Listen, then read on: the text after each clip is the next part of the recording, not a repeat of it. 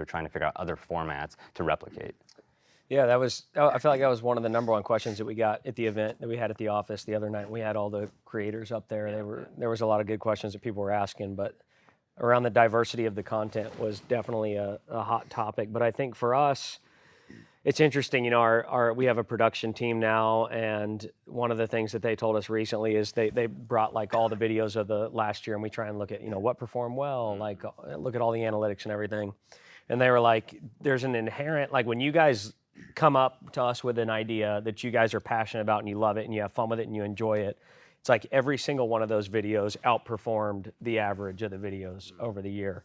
And so I think I would kind of liken that to coming up with new pieces of content to try, because we've tried pieces of content that have failed, intending for there to be a whole series of things around it. But the stereotypes was one that Corey came up with, and we had all played pickup basketball, and that was just like such a natural, like funny comedy thing that opened us up to a whole new audience, because it wasn't necessarily just trick shots anymore. It was now like more comedy based. And then the battles and the competitions, for the first time, people started latching onto our individual personalities, and they're like, I love the fact that Garrett doesn't care. That's how I am. Like I don't care if in a game, if whatever it is, like whatever's happening. And so now people started to latch onto that, which opened up the Overtime series, which is now almost all personality based, but it gave us a format to where now we can try different series within Overtime.